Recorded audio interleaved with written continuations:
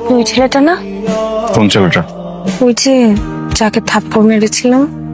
Excuse me, যার ডেস্কে আপনি চিঠি দিয়েছিলেন, ফুল দিয়েছিলেন, চকলেট দিয়েছিলেন, শুধু থাপ্পড়টাই মনে হচ্ছে না? ও, এই তাহলে কাহিনী। কি কাহিনী? পরে বলবো, কবে? সময় হোক বলবো। আমার একটা হেল্প দরকার। কি help? আমি পালাবো। পালাবেন? পালাবেন? হ্যাঁ, কেন? পালাবো মানে পালাবো। কেন পালাবেন সেটা বলুন।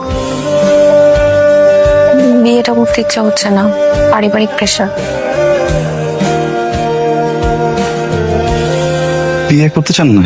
না, আমার সাথে পালাবেন? চলেন তো।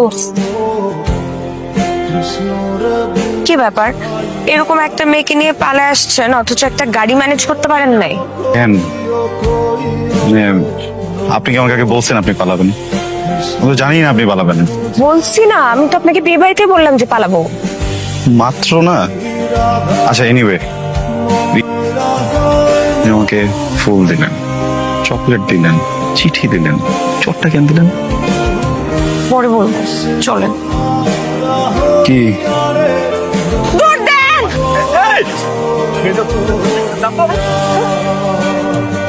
খুব না বলছিলেন পুলিশের সাথে কথা বলতে পারেন, দৌড় দিলেন কেন? হ্যাঁ, আরে সামনে যে পুলিশের আমার কেমন জানি কনফিডেন্স হারিয়ে গেছিল।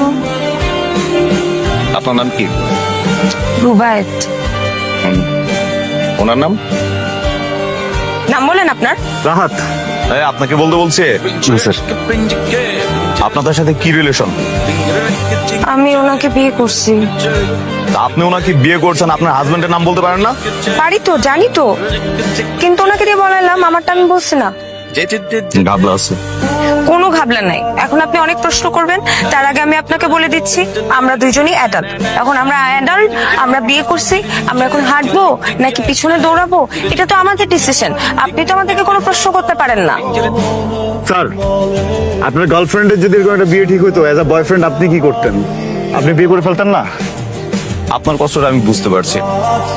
আমার ফ্যামিলিতেও আমার থেকে 15 বছরের ছোট একটা মেয়েকে বিয়ে করেছে, জানেন? তার বয়স মাত্র 19 বছর। সে 2 দিন পর পরই বাপের বাড়ি চলে যায়। আমি এই যে ফোন দেই, আমার ফোনটা রিসিভ করে না। গতকালকে আমাকে ব্লক করে রেখে দিছে। এটা কোনো কথা?